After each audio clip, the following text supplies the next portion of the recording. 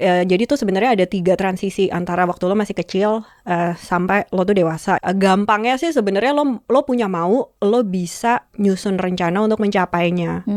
Anak kecil kan nggak bisa seperti itu. Jadi kalau kayak self concept tuh masalah gue mendeskripsikan diri gue aja, kayak gue Rena, gue kuliah di Belgia tanpa ada penilaian apapun. Nah kalau self esteem itu evaluasi gue soal self concept tadi. Nah kalau self identity itu dari self esteem dan self concept tadi itu mana yang gue pilih untuk gue tampilkan ke dunia. Misalnya lo dibayar untuk kerja 8 jam dengan 1 jam istirahat. Kalau mereka minta lo lembur atau bekerja extra miles, itu kan mereka nyuri ya Bo ibaratnya gitu. Jadi tuh gila sih itu working extra miles itu big no di sana. Menurut gue nih anak-anak zaman now itu banyak yang ruminative exploration, they explore out of insecurity. Yang adaptive itu adalah they explore out of curiosity.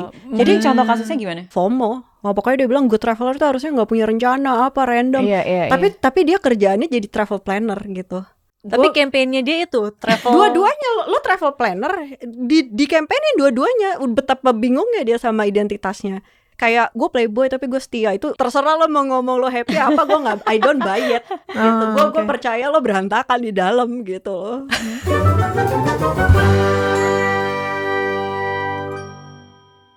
Hello, kita sudah kedatangan seorang psikolog ya. Iya. Halo Peti sama Ida. Hai, akhirnya kita Rena. ketemu tatap muka ya Ren. Iya ini pertama kalinya ketemu sama Ida, biasanya online doang. Iya, baru pertama ya? baru pertama kali. Oh, Iya. astaga. Ya tahu-tahu 2020 lah ya, 2020 akhir lah gitu kan. Maksudnya Iya, pas pandemi CIB. ya. Iya pas pandemi. Oke. Ini kebetulan kan Rena lo lagi di Indonesia ya gitu. Selama Iya. ini kan dari tahun berapa ya kuliah di Belgia? Dulu berangkat September 2020. September 2020. Nah, lo kan S1-nya psikologi, S2 psikologi klinis. Betul. Terus sekarang di Belgia ngambil kuliah Brain and Cognition. Ya jadi kalau di Indonesia tuh yang sekarang gue ambil itu setara dengan Magister of Science, MSI jatuhnya. Kalau yang Secara kuliah umum gitu atau umum nggak ya sebenarnya? Dia lebih kayak trajektorinya untuk jadi researcher sih, untuk jadi peneliti. Karena kalau mata kuliah gue yang pertama itu kan, major gue yang pertama itu namanya Magister Psikologi dan gue di klinis dewasa gitu. Jadi itu emang untuk jadi psikolog. Kalau yang sekarang ini untuk jadi researcher. Cuman gue ngambilnya di sana. Jadi sebenarnya bukan Master of Brain and Cognition, cuman gue mempelajari metode untuk meneliti brain and cognition. Di sana ada lagi jurusan namanya Master of Neuropsychology. Jadi itu trajektorinya comparable sama empathy di sini, cuman untuk ngasih, jadi kayak psikolog tapi untuk masalah brain damage gitu. Oh, lebih spesifik lagi ya? Di sana ada lagi namanya. Untuk jadi neuropsychologist gitu. Di sini nggak ada itu. Kalau si Brain and Cognition ini berarti lo mau pelajari apaan, Ren? Gampangnya sih, karena gue masih under Faculty of Psychology kan. Payung besarnya kan untuk mengerti human behavior. Tapi penjelasannya itu kan macam-macam. Bisa dari parenting, bisa dari social cultural gitu. Kalau gue berarti penjelasannya dari cara otak bekerja. Kenapa lo bekerja? Iya. Kayak contohnya kenapa lo bisa tahu ini tuh buku, kenapa lo bisa tahu itu tuh karpet, contohnya gitu. Nah, lo kan waktu itu sebelum lo akhirnya ngambil kuliah lagi, sekolah lagi ini, kan lo sempat kerja di bagian HR ya? Iya, itu abis gue kuliah sih. Abis kuliah kan? Iya. Maksudnya ada kaitannya nggak tuh sama yang lo dulu pelajarin, ya lo kerja di HR itu, kemudian sekarang lo ngambil Brain and Cognition? Nggak ada. Tapi kan maksudnya ketika di HR itu lo berarti mengetahui perilaku talent dong untuk di-hire kan sebenarnya. Namanya talent management tapi itu maksudnya mapping orang gitu sih. Gampangnya sih sebenarnya kayak soalnya kalau lo di CV itu pasti mereka nulis kayak I'm a hard worker, I'm a learner. Ya gitu lah. I'm a fast learner, I'm a apa tuh namanya?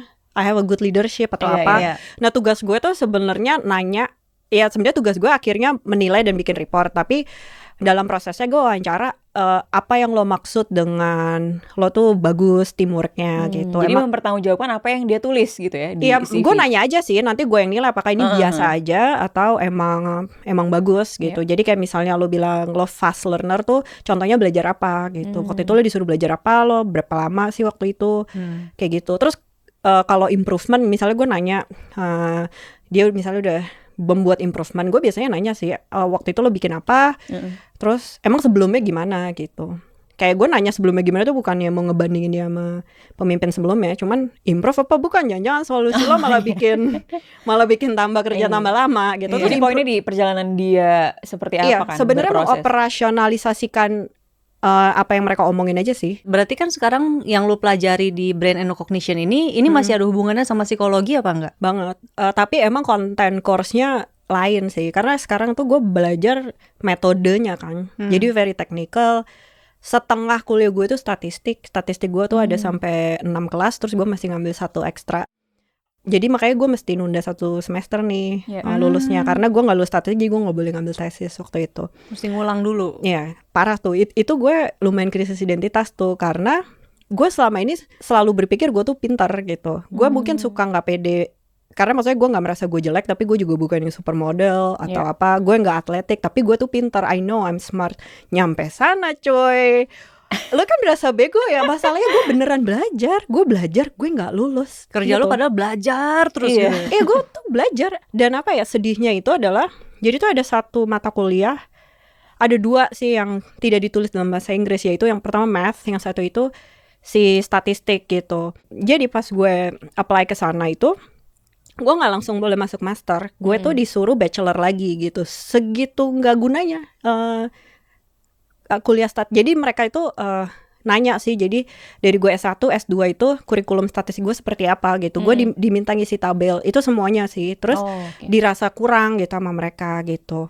Karena memang universitas gue itu one of the best training in statistik tuh di situ gitu. Terus ya udah, karena history gue belajar statistik, maksudnya kontennya seperti itu, gue harus ngulang lagi coy dari bachelor. Tapi cuma 1 tahun, jadi kayak dikarbit lah coy. Kayak matrikulasi ya. Kayak matrikulasi. Nah statistiknya itu, statistik 1, 2, 3 digeber 1. Dan digeber lo mesti fasih pakai R, itu programming gitu. Kan gue kelabakan ya coy. Dan ada sih math itu gue udah latih, udah nggak nunda belajar gitu loh. Jadi gue datang kelasnya, gue datang ke exercise-nya, gue bisa ngerjain exercise. Lo rajin lah ya. Gue rajin, dan itu yang gue nggak lulus gitu kan. Bangsat ya coy gitu. Gue kayak anjrit gitu. Dan waktu itu gue udah mengorbankan waktunya untuk belajar itu, dan gue nggak belajar yang lain gitu loh. Akhirnya sih gue lulus yang lain tapi ngepas gitu kan. Maksudnya gue udah mengorbankan nilai gue yang ini, nggak lulus juga coy gitu. Itu sih, itu benar-benar apa namanya, tamparan yang sangat sulit gue terima pada waktu itu. Oke, terlepas dari si mata pelajaran statistik ini ya, yang benar-benar begitu menyulitkan gitu. Apa mungkin pelajaran menarik yang lu dapet nih dari si kuliah ini nih?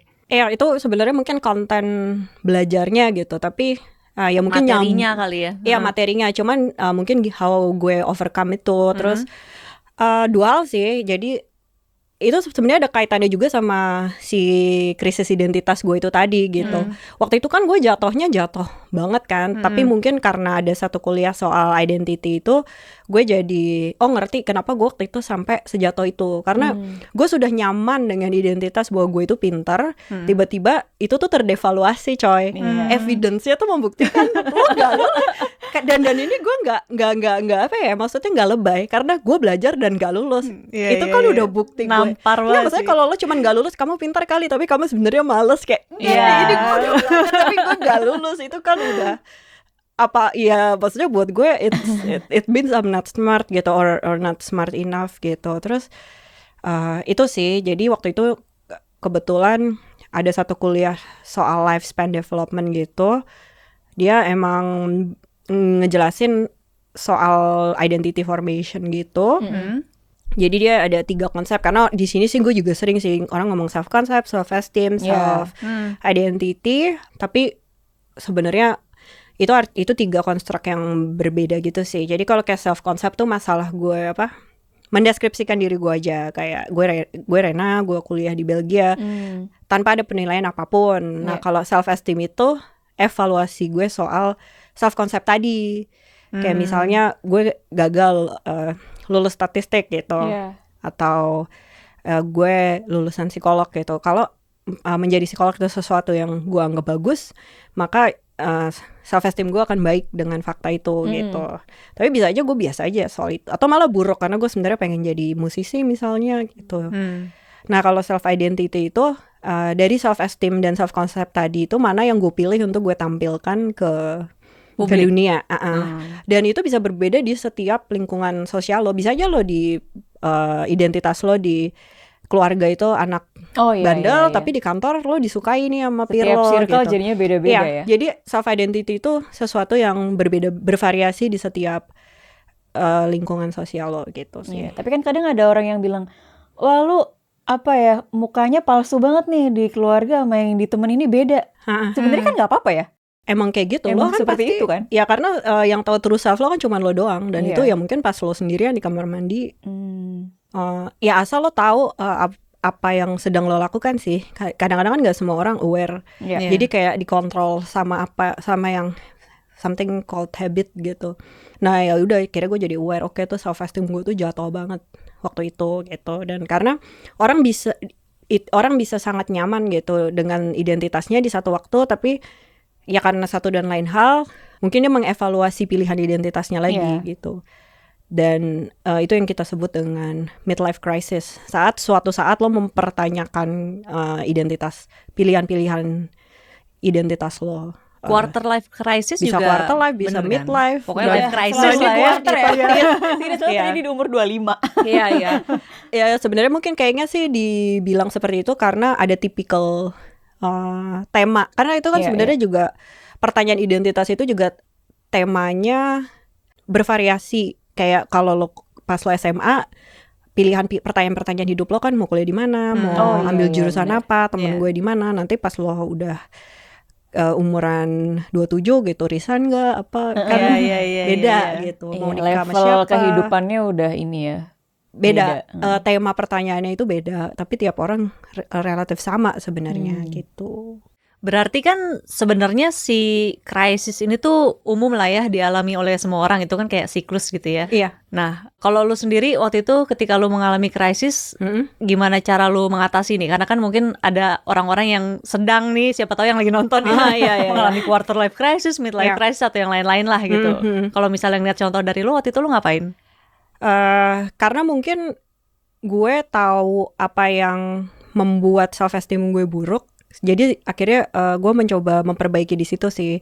Dan saat akhirnya gue mulai banyak achievement, itu memperbaiki self esteem gue. Gue kan kenanya di self esteem kan gitu. Tapi gue pretty much tahu sebenarnya gue tuh mau jadi orang yang kayak apa gitu. Bingungnya orang tuh bisa di aspek yang berbeda gitu. Kalau gue sih salah satu yang membuat gue juga, ini berkaitan dengan salah satu kuliah yang lain sih. Yang satu gue in love sama neuro sih di situ. Dan gue merasa this is it gitu. Karena gue waktu gue ngambil kuliah gue yang pertama, gue tuh masih ada di masa eksplorasi gitu loh. Dan ini sebenarnya ini di luar gue ya. Ini fun fact saja, krisis identitas itu memang lagi maraknya pas adolescence gitu. Untuk semua orang, termasuk gue dulu gitu.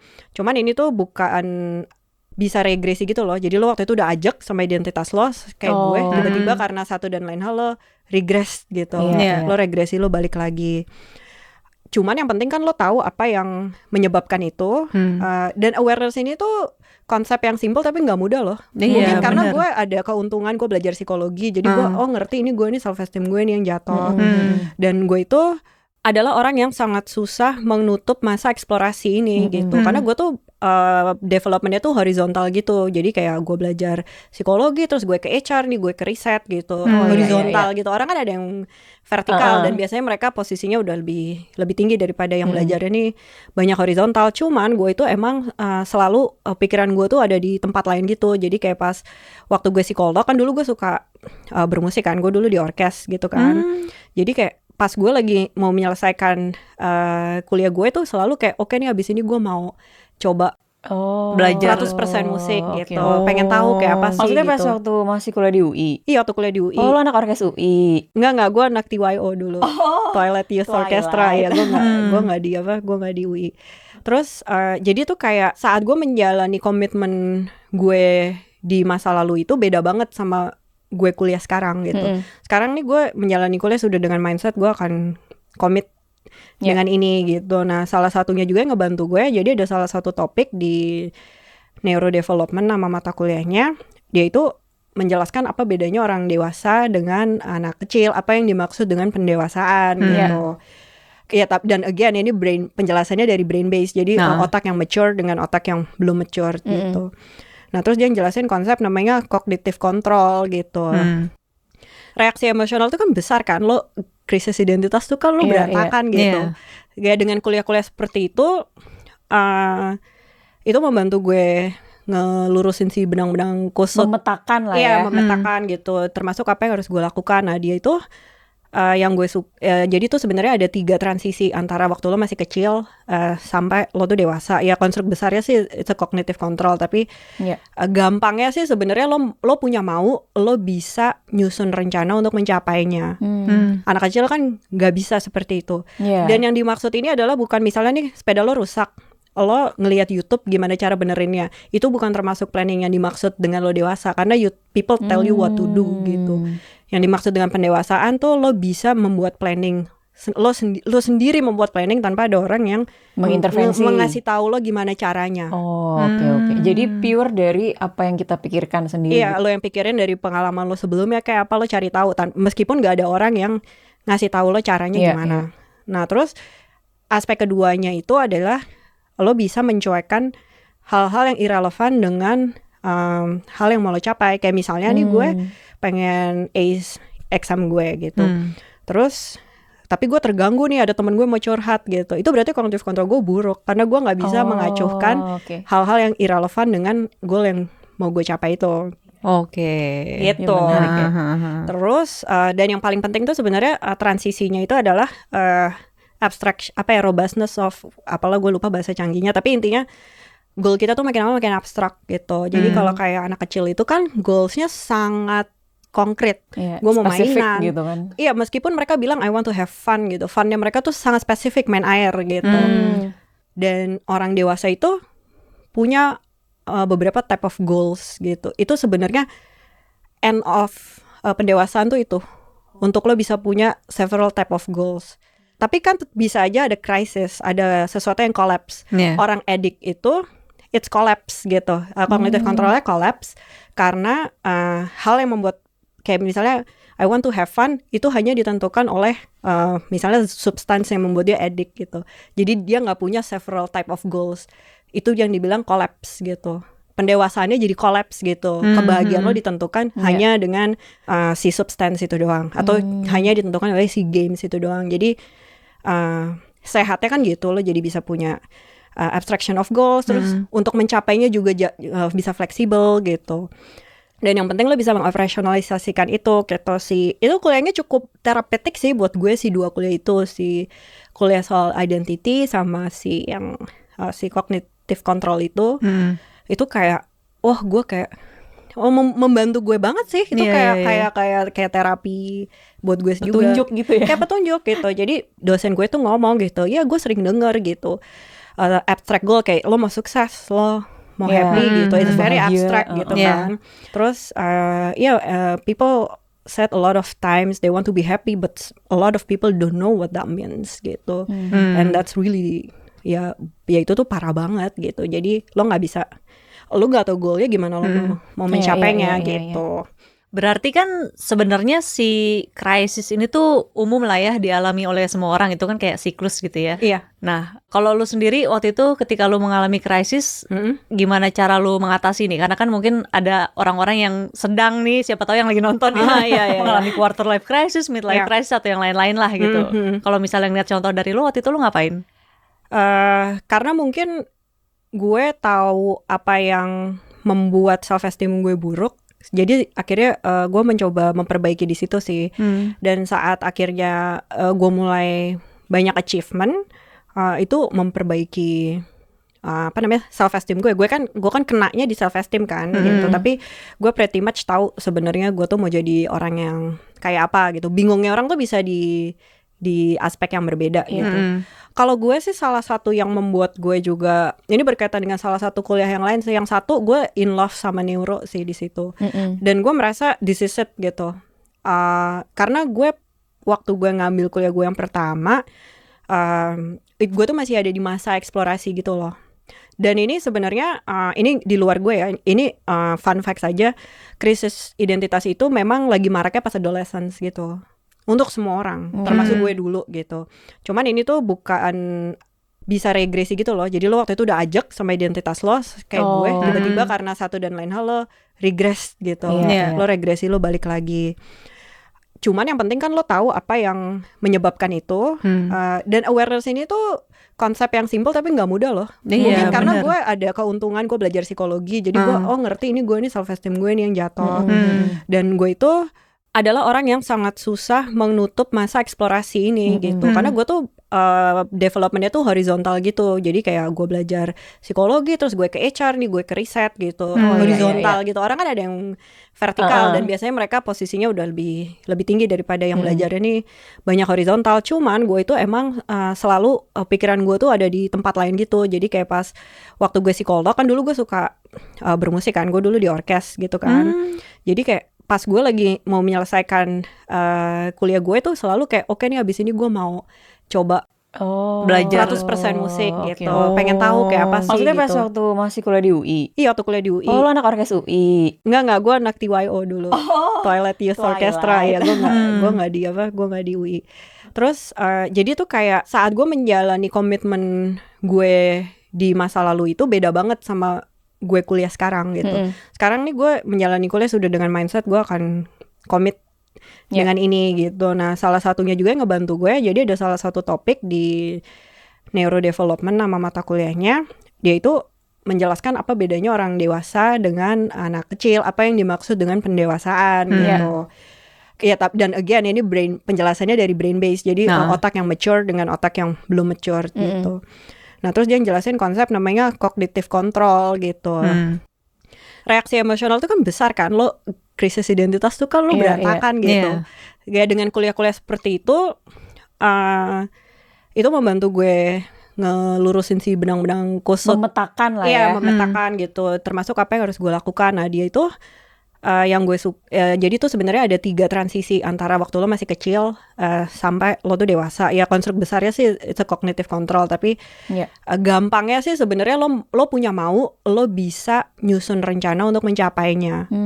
Anak kecil kan nggak bisa seperti itu. Dan yang dimaksud ini adalah bukan misalnya nih sepeda lo rusak, lo ngelihat YouTube gimana cara benerinnya, itu bukan termasuk planning yang dimaksud dengan lo dewasa, karena people tell you what to do gitu. Yang dimaksud dengan pendewasaan tuh lo bisa membuat planning, lo sendiri membuat planning tanpa ada orang yang mengintervensi, mengasih tahu lo gimana caranya. Oke. Jadi pure dari apa yang kita pikirkan sendiri. Iya, lo yang pikirin dari pengalaman lo sebelumnya kayak apa, lo cari tahu meskipun gak ada orang yang ngasih tahu lo caranya gimana. Nah, terus aspek keduanya itu adalah lo bisa mencuekkan hal-hal yang irrelevan dengan hal yang mau lo capai. Kayak misalnya nih gue pengen ace exam gue gitu. Terus tapi gue terganggu nih, ada temen gue mau curhat gitu. Itu berarti cognitive control gue buruk, karena gue gak bisa mengacuhkan hal-hal yang irrelevan dengan goal yang mau gue capai itu. Gitu. Terus dan yang paling penting tuh sebenarnya transisinya itu adalah abstract, robustness of, apalah gue lupa bahasa canggihnya, tapi intinya goal kita tuh makin lama makin abstrak gitu. Jadi kalau kayak anak kecil itu kan goalsnya sangat konkret. Gue mau mainan gitu kan. Iya, meskipun mereka bilang I want to have fun gitu, funnya mereka tuh sangat spesifik, main air gitu. Dan orang dewasa itu punya beberapa type of goals gitu. Itu sebenarnya end of pendewasaan tuh itu, untuk lo bisa punya several type of goals. Tapi kan bisa aja ada crisis, ada sesuatu yang collapse. Orang addict itu it's collapse gitu. Cognitive controlnya collapse karena hal yang membuat, kayak misalnya I want to have fun, itu hanya ditentukan oleh misalnya substance yang membuat dia addict gitu. Jadi dia nggak punya several type of goals. Itu yang dibilang collapse gitu. pendewasaannya jadi collapse gitu. Kebahagiaan lo ditentukan hanya dengan si substance itu doang, atau hanya ditentukan oleh si games itu doang. Jadi sehatnya kan gitu, lo jadi bisa punya abstraction of goals, terus untuk mencapainya juga bisa fleksibel gitu. Dan yang penting lo bisa mengoperasionalisasikan itu gitu sih. Itu kuliahnya cukup terapeutik sih buat gue, si 2 kuliah itu, si kuliah soal identity sama si yang si cognitive control itu. Itu kayak gue kayak membantu gue banget sih. Itu kayak terapi buat gue juga. Petunjuk gitu ya. Kayak petunjuk gitu. Jadi dosen gue tuh ngomong gitu, ya gue sering denger gitu, abstract goal kayak lo mau sukses, lo mau happy gitu, it's very abstract gitu kan.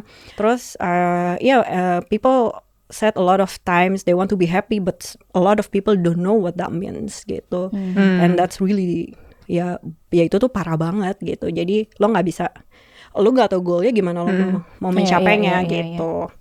Karena gini sih, menurut gue juga, bukan menurut gue sih, memang benar demikian adanya, karena mereka dan si universitas gue yang sekarang itu menginginkan graduate yang berbeda.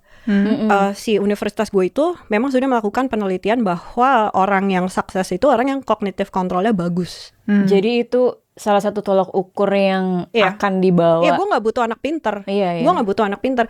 Untuk lo masuk S1 kampus gue, lo cuman butuh punya degree SMA. Oh, oke. Dan biaya kuliahnya tuh murah, sehingga banyak orang punya kesempatan. Iya. Tapi nanti ya lo babak belur tuh lo di dalam. Jadi tingkat kelulusan bachelor gue itu, termasuk gue yang matrikulasi, itu cuma 20%. Dan sebenarnya kan maksudnya IQ lo pasti cukup kalau lo udah lulus SMA. Nah tinggal cognitive control lo bagus atau enggak. The way they design kuliahnya itu sangat berbeda. Nah karena gue udah tahu, jadi gue tahu gimana lulusnya gitu. Karena gue dulu kan masih pakai style gue di UI kan. Jadi itu juga salah satu gimana cara gue bisa overcome itu. Karena gue juga akhirnya kemudian nemu gimana style belajar yang cocok dengan tuntutan mereka gitu. Jadi mereka itu kuliah direkam dan lo nggak ada cekal-cekalan. Jadi lo mau nggak pernah masuk nih 1 semester lo datang exam doang, boleh gitu. Cuman kan itu jadi ketahuan mana orang yang planningnya bagus, mana orang yang ya udah deh gue ntar aja gitu. Lo sebulan sebelum exam lo belum belajar tuh udah sih lo udah pasti nggak lulus gitu. Terus jadi memang karena waktu itu yang gue lakukan adalah gue rajin belajarnya, I did the marathon, tapi gue tuh nggak melakukan sprintnya gitu. Jadi memang lo mesti belajar nih tiap minggu, tapi nanti menjelang exam tuh lo mesti yang kebut gitu. Iya, lo mesti sistem kebut semalam juga gitu. That's how you pass gitu. Dan yang gue SKSN itu waktu itu pelajaran-pelajaran yang gue belum belajar gitu loh. Jadinya si statistik itu terlupakan gitu kan. Jadi I didn't do the sprint gitu before the big game gitu. Jadi emang karena mereka cari murid seperti itu, they design the course. Sehingga mereka akan meluluskan anak-anak seperti itu. Dan examnya mereka itu selalu too much to do, too little time. Ini kalau jadi assignment lu lulus gitu. Tapi kalau lu nggak latihan, lu nggak fluent gitu. Dan kalau lo nggak fluent, you're not gonna pass this exam gitu. Jadi mencari orang yang memang punya disiplin untuk melakukan repetisi itu yang mereka cari. Orang yang kognitif kontrolnya baik gitu. Boleh lo party, cuman lo nggak boleh party terlalu sering sampai gitu ya. Lo gagal kuliah lo. Kemarin apa ya, kan ceritanya gue tuh lagi nulis cerita fiksi nih, Ren, lagi belajar nulis cerita fiksi, terus punya goals lah beberapa poin gitu. Nah terus adalah tadi yang kayak tadi lo bilang, misalnya lo lagi belajar terus ada temen lo telepon terus lo ke distract gitu kan. Nah secara tidak sadar itu tuh ada momen menulis lain yang gue ikutin, tapi sebenarnya tidak menunjang goals gue gitu. Nah waktu itu lo sadar bahwa ini kayaknya distraksi yang harus gue abaikan, padahal kan itu misalnya teman curhat gitu ya. Iya, ada ininya aja, ada waktunya aja gitu. Kalau gue lagi belajar ya gue belajar gitu. Makanya gue dulu gue belajar di perpus tuh bukan karena kenapa-napa, cuma supaya gue bisa ninggal HP di rumah gitu. Jadi iya itu salah satu mengatasi distraksi juga ya. Karena gue sadar soal itu ya, dan I know how to achieve it gitu. Nah yang gue yang gue kasihan itu kan sama orang yang tahu nih dia krisis identitas, he knows he's not happy or whatever, or he or she, tapi bahkan nggak tahu itu kenapa cuy gitu. Ya itu lo ya udah pasti babak belur dan lah. ujung-ujungnya mungkin dia balik akhirnya ke identitas lamanya gitu ya, maksudnya dia nggak bisa akhirnya nggak bisa keluar dari krisisnya itu gitu. Iya, kalau kita bilangnya itu balik ke habit lama gitu. Karena jadi salah satu tadi pendewasaan itu salah satu dari yang 3 itu kan planning gitu. Tapi planning yang dimaksud itu seperti itu tadi. Kalau nggak ada yang ngasih tahu lo, karena kalau ada yang ngasih tahu lo itu kan berarti habit lama. Jadi kayak dia tuh sampai ngomong kayak gini ya, misalnya lo pengen punya pacar tapi lo ngarepinnya cowoknya datang tiba-tiba ketabrak di perpus gitu. Itu kan lo nggak plan, lo tahu yang lo mau, you cannot make the plan gitu.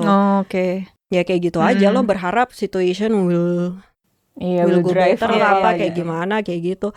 Tapi ya anak kecil begitu, tapi orang dewasa tidak demikian gitu. Maturity tuh nggak begitu.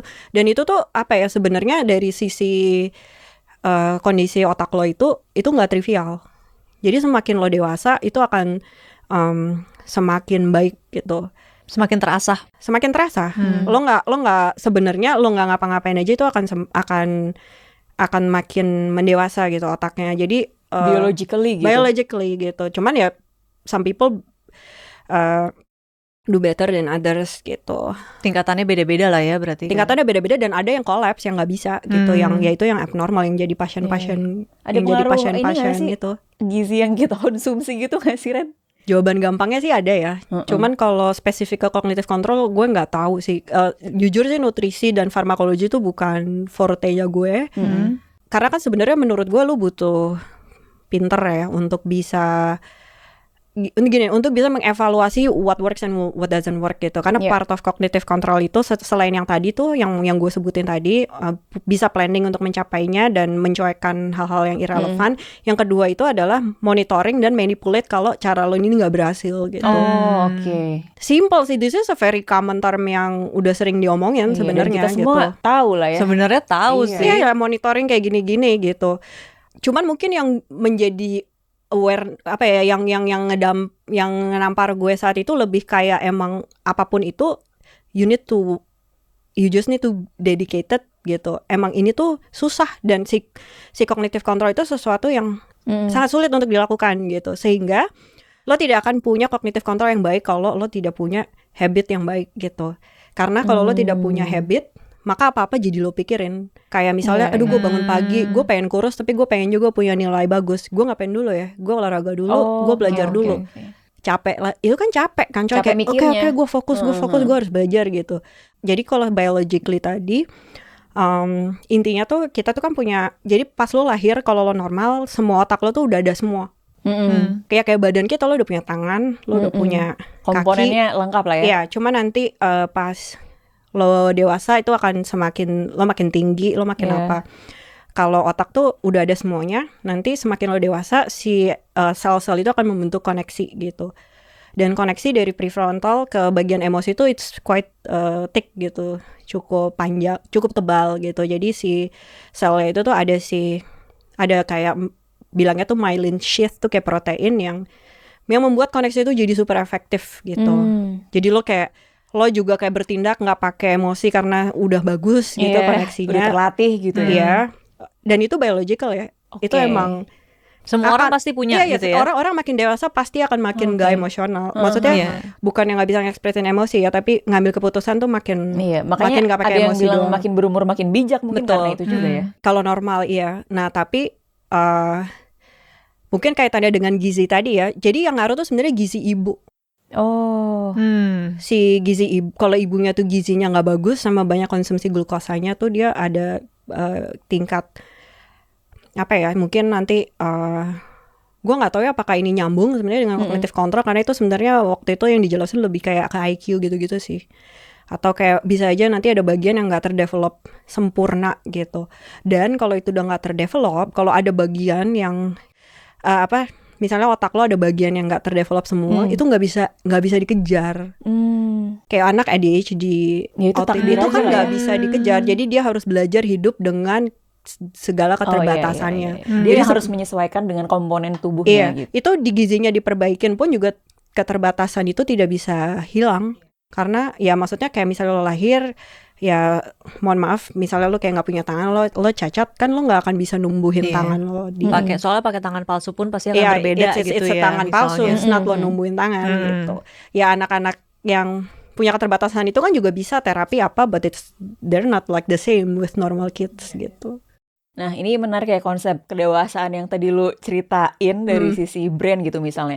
Nah, kalau di artikel atau ya siapapun lah ya dalam konsep masyarakat, dewasa itu kan misalnya udah punya KTP gitu ya. Let's say 17, 25 dan segala macam itu udah dewasa, atau umur 30-an oh udah matang nih gitu. Udah dewasa banget gitu ibaratnya. Nah, kalau dari menurut lo yang udah lo pelajari nih, sebenarnya kedewasaan itu tuh bagaimana cara mengukurnya, dan ada nggak sih jenis-jenis wah ini ternyata udah umur 40 tapi dia belum dewasa nih gitu? Ada, salah satunya orang yang nungguin motivasi untuk dia melakukan tanggung jawabnya misalnya. Karena saat lo adult itu kan ya lo sendiri yang mesti menumbuhkan motivasi lo untuk menjalankan tanggung jawab lo misalnya. Tapi kalau dari aspek lain nih, biasanya yang diukur itu adalah ada 2 dimensi ya kita bilangnya. Tapi ini udah di luar si brain base tadi ya. Kalau yang cara ngukurnya kan tadi based on the myelination lah ya, kita bilangnya itu nggak bisa diukur kasat mata sih. Terus kalau dari sisi identitas yang maturity itu adalah saat seseorang itu sudah bisa komit dengan pilihan hidupnya, tapi dia sudah komit setelah dia explore gitu. Prosesnya apa dulu berarti? Explore dulu. Tahapannya explore pilihan hidup. Gitu. Nah, orang yang udah yakin banget dengan pilihan hidupnya itu, asumsi gue ya, ini kayaknya belum pernah dites sih. Tapi ini kesimpulan gue dari kuliah-kuliah itu adalah untuk lo mempertahankan si cognitive effort itu akan lebih mudah kalau lo emang sudah jauh lebih yakin dengan si pilihan hidup lo gitu. Terus di 2 dimensi itu kan padanannya bisa macam-macam. Ada yang kita sebut tuh dengan diffusion. Jadi ini adalah orang yang galau doang nih. Dia belum yakin sama pilihan hidupnya, tapi lu nggak explore doang gitu.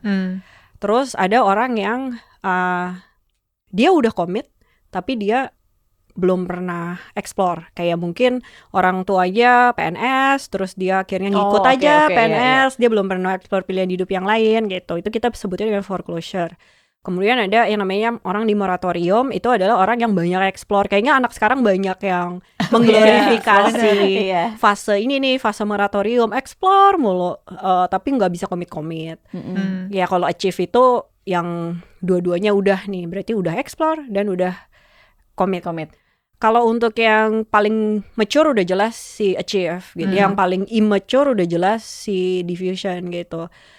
Kalau untuk yang si foreclosure sama si moratorium, dulu disebutnya moratorium ini tetap lebih mature dibandingkan si foreclosure, karena eksplorasi itu harus gitu untuk pendewasaan di teori itu gitu ya. Makanya kadang-kadang si orang-orang yang mungkin dulunya belum pernah explore itu jadi suka krisis identitas later on gitu, karena mungkin belum puas kali ya eksplorasinya gitu. Kayak gitu sih. Nah, cuman makin kesini itu kan makin berkembang ilmu pengetahuannya. Terus ternyata si fase moratorium itu tuh dibagi 2 lagi gitu. Jadi ada apa sih, gue lupa nama terminologinya, tapi intinya eksplorasi yang baik deh, adaptive exploration sama ruminative exploration. Menurut gue nih anak-anak zaman now itu banyak yang ruminative exploration, they explore out of insecurity. Yang adaptive itu adalah they explore out of curiosity. Jadi contoh kasusnya gimana? FOMO, fear of missing out. Orang nyobain apa dia jadi pengen ikutan nyobain. Ya lo kan lo insecure gitu, ketinggalan kan. Padahal lo nggak pengen. Kalau lo curious beneran kan you will do it with. Ada Dalgona Coffee ikutan bikin. Itu juga sebenarnya salah satu hal yang cukup menampar gue ya saat itu, karena memang gue itu salah satu orang yang fase eksplorasinya itu sangat lama, dan gue waktu itu sangat bangga dengan hal itu loh. I think this is supposed to be, life is supposed to be this way gitu. Cuman emang pada dasarnya PR lo mendewasa itu PR untuk lo berkomitmen gitu ya. Emang lo belum mature aja secara identitas, secara brain base mungkin udah gitu. Tapi secara identitas jadinya lo belum bisa komit nih. Kayak kerjaan lo seumur hidup tuh lo mau dikenang sebagai orang seperti apa misalnya. Ya itu juga udah sering diomongin ya sama motivator-motivator gitu. Cuman itu sih kayak lu udah komit, oke nih gue di sini gue nggak akan coba-coba lagi, kayaknya udah pas gitu. Karena saat lo explore itu sebenarnya lo harus punya goal bahwa tujuan ini adalah untuk menutup fase ini gitu. Yang ujung-ujungnya tuh nantinya adalah supaya lo bisa berdiri dengan berdiri sendiri. Ya sebenarnya itu lo berdiri di topang bumi sih, bukan usaha lo sendiri gitu. Dan it's a very delicate balance. Kenapa maturity itu sangat susah? Karena balance-nya itu adalah lo mesti independen nih. Tapi di satu sisi karena lo mesti menjadi bagian dari sebuah lingkungan sosial, ya lo mesti dependent sama orang. Lo harus membiarkan diri lo dependent ke orang lain. Yang kejadian tuh biasanya antara terlalu dependent jadinya atau terlalu independen gitu. Pasti masalahnya tuh karena terlalu ekstrim gitu. Balance-nya tuh delicate banget soalnya gitu sih. Itu sih sebenarnya PR setiap orang sih. Challenge setiap orang dalam hidupnya. Nah, gue sedikit balik lagi ya soal tadi di tahap yang achievement itu. Kan lo bilang itu sudah mantap dengan pilihannya dan sudah komit gitu. Nah, gimana caranya yakin dengan banyak pilihan atau banyak eksplorasi yang lo lakukan gitu? Itu sebenarnya lo sendiri yang tahu sih. Tapi emang gue pun juga sebenarnya kan I think everyone know whether they're actually happy or not. Cuman pencitraannya aja. Kalau lo masih bingung-bingung then you're not happy, udah gampangnya gitu aja gitu. You're not there yet gitu. Kalau lo masih nggak masih gelisah lah ya. Kayak gitu sih. Kalau lo sendiri kira-kira ini sekarang lagi di tahap apa? Udah maksudnya gue kan sebenarnya lagi mau menutup kuliah gue, tapi gue sendiri udah komit ya. Maksudnya idealnya gue mau jadi researcher gitu. Perihal nantinya gue nggak jadi researcher karena mungkin kesempatan kerjanya nggak ada, itu lain soal sih. Tapi kan maksudnya gue udah memutuskan identitasnya nih, karena ini sih kuliah identitas kan. Masalah komitnya itu adalah gue udah komit. Gue udah komit sama identitas itu, dan si cognitive effort itu membuat gue akan selalu berusaha untuk mengejar itu gitu. Identitas yang tadi lo pilih gitu ya? Ya si identitas itu kan kemudian ada turunannya gitu. Jadi kayak gue bekerja sebagai apa, gue apa-apalah gitu. Itu kan kayak turunannya lah ya gitu. Tapi untuk mencapai itu kan ya itu tadi lo butuh si cognitive effort itu untuk lo bisa dapetin. Berarti itu. kan untuk lo punya si cognitive effort, tadi kan lo bilang lo udah memutuskan untuk menjadi researcher gitu ya. Ada motivasinya gitu. Nah menurut lo nih, maksudnya ada juga kan yang kayak berpikir untuk si cognitive effort ini kan terbangun dari habit ya? Atau dia yang membentuk habit? Dua-duanya gini, cognitive effort yang baik tidak akan bisa lo tidak akan bisa punya cognitive effort yang baik kalau lo dulunya nggak punya habit. Nah berarti apakah untuk lo bisa punya habit yang baik, lo bisa membentuk habit itu, kemudian mungkin menjadi cognitive effort gitu ya, lo butuh motivasi dulu, atau lo melakukan repetisinya aja terus gitu ya, tanpa motivasi yang terlalu tinggi? Ya ibaratnya lu nggak usah pakai motivasi yang kuat-kuat amat lah sebenarnya. Kalau as a mature gitu lo akan bisa ngejalanin sendiri gitu. Gini loh, habit itu lo nggak butuh motivasi untuk punya habit. Kalau untuk punya habit ya, tapi nggak semua orang tuh punya habit yang terstruktur. Kayak kalau lo misalnya kecil, orang tua lo tuh pagi makan. Makanya menurut gue kenapa orang Europe tuh cognitive controlnya bagus, karena mereka tuh jelas gitu. Kalau lo udah jam malam tuh nggak ada coffee shop buka gitu. Kopi tuh pokoknya habis sampai jam 6.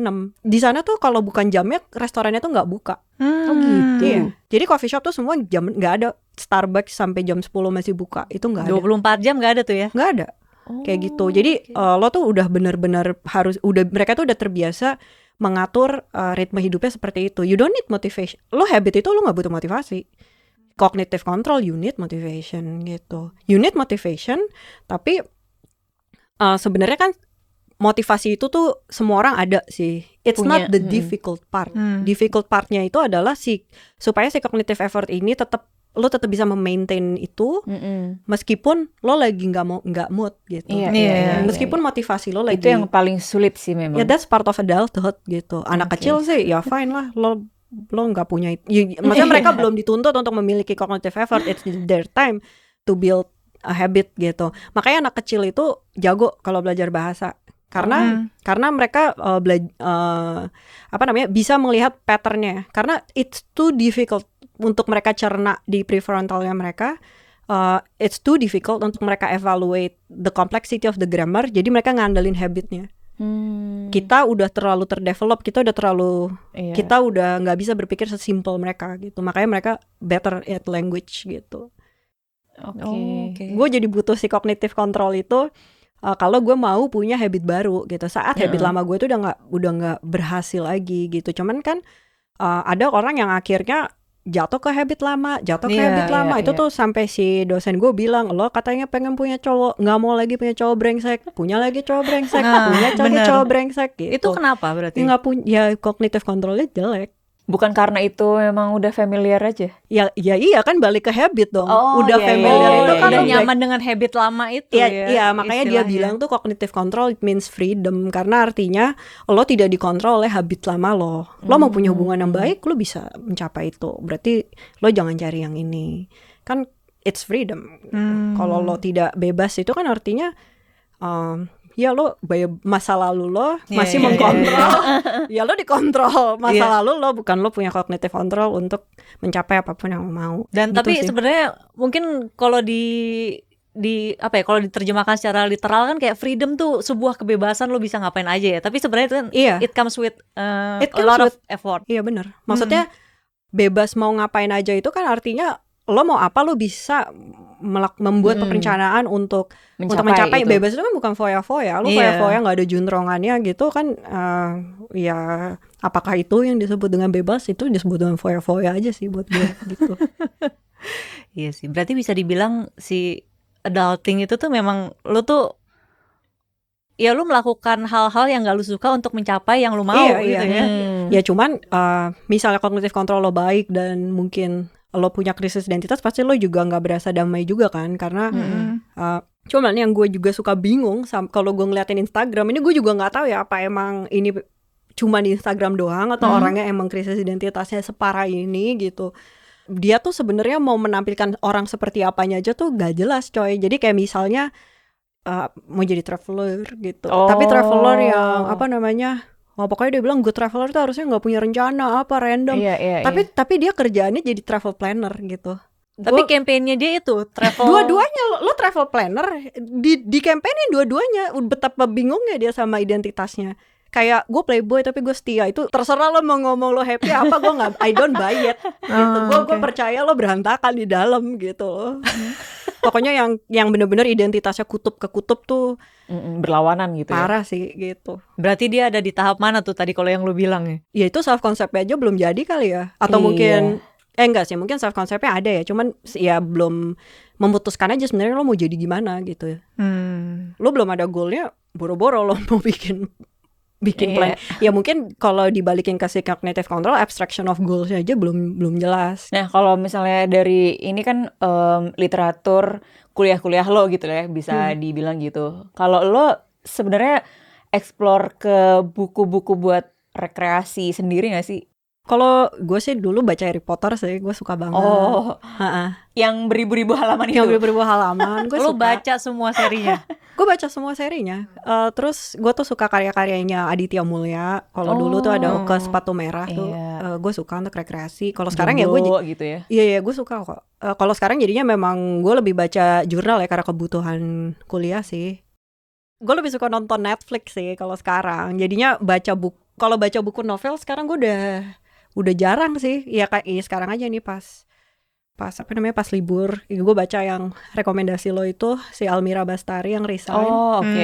Gue udah melihat itu dengan kacamata yang berbeda gitu sih sejak gue di sana gitu. Kayak gue rasa nih kalau anak sana baca si Resign itu, ini kayak buku kasus kriminal coy gitu. bukan kayak romance coy, karena disamperin gitu ya. Iya karena itu terus dia bisa punya nomor gue. Kalau bos gue kan nggak punya nomor gue kan.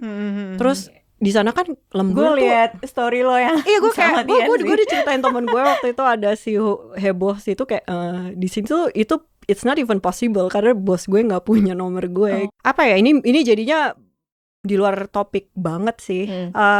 Satu hal yang gue sangat adaptasi dengan culture di sana itu jarang banget kita diminta working extra miles. Karena emang lo yang gue minta aja belum tentu perfect, jadi nggak usah kayak kalau diminta A, gue kasih 2A gitu. Itu kan mentality orang dijajah banget gitu kan. Makanya di sana tuh gue adjust banget, dan mungkin gue juga nggak menyadari bahwa selama gue dulu kerja di corporate di sini tuh sebenarnya banyak banget ya yang di abuse, maksudnya bos-bos di sini tuh sering meng-abuse bawahan dan they don't even know that it's not okay gitu. Karena di sana kalau misalnya lo dibayar untuk kerja 8 jam dengan 1 jam istirahat, kalau mereka minta lo lembur atau bekerja extra miles, itu kan mereka nyuri ya, Bo, ibaratnya gitu. Jadi tuh gila sih itu, working extra miles itu big no di sana. Jadi lemburan tuh nggak ada ya di sana? Ya kalaupun ada mereka harus bayar lo lebih gitu.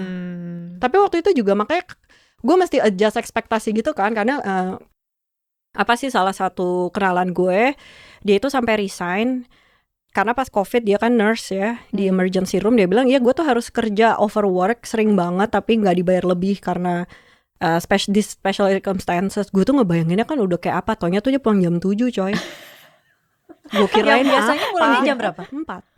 Oh, gue pulang jam 4 di sana. Gue pulang jam 4. Startnya jam? Kalau gue datangnya jam 10. Kayak mungkin karena gue kan juga belum dibayar untuk kerja 8 jam ya. Gue jam 10 sampai jam 4. Pulangnya jam 7 malam. Iya, dia pulangnya jam 7 malam. Iya, sayangnya di sini banyak orang yang udah pulang jam 12 kan. Overwork itu normal dan sebuah achievement. Iya. I don't think it's okay sih sebenarnya, karena sebenarnya sejak gue di sana I'm just so confused. Karena gini, kalau kita komplain di sini kita akan disebut manja gitu. Ya. Tapi how come gue di sana bisa kita pulang jam 4, achievement kita tuh bagus loh. Maksudnya inovasinya tuh bagus. Belgium it's one of the, kita bilangnya apa ya, one of the most advanced in terms of AI lah, inovasi whatever you name it gitu.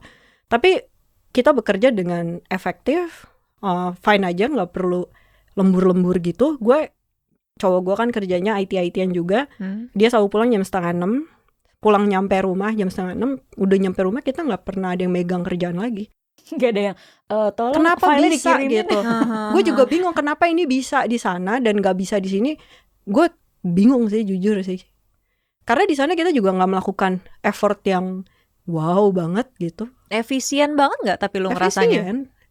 No, gini loh, efisiennya juga nggak di level kayak Jepang gitu loh. Jepang kan kayak time managementnya gila banget kan. Menurut gue biasa aja kerjanya gitu, fine aja gitu.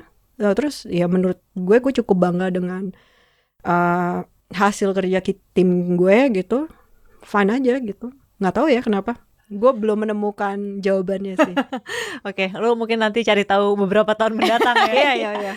Cuma tadi berarti kan lo jam 6 pulang tuh udah santai-santai. Berarti hiburannya apa lagi nih? Iya, selain Netflix, film, mungkin film kali. Lo ada nonton film yang menurut lo? Atau lo dengerin podcast luar juga gitu gak sih? Kalau Netflix, gue sekarang lebih sering Netflix sih.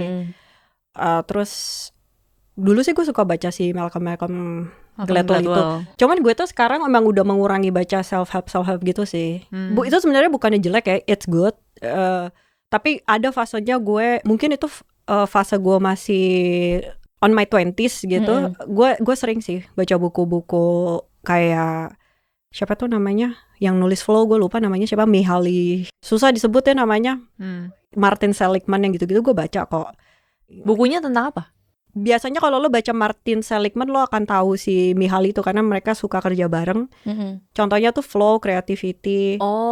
Oke. It's a good book menurut gue sih, dan itu memang didasari dengan riset yang metodologinya tuh bagus dibanding si Martin Seligman. Martin Seligman tuh banyak bukan dia, he's also a good researcher. Mungkin a good writer juga ya. Iya, lebih bisa good writer. Sugar coating gitu. Kalau si Mihaly itu the methods are really good. Karena si Martin Seligman itu he's not getting famous dari happiness-nya yang terkenal, karena yang terkenal di kalangan scientist karena riset happiness-nya dan flow itu si Mihaly. Martin Seligman terkenal karena learn helplessness.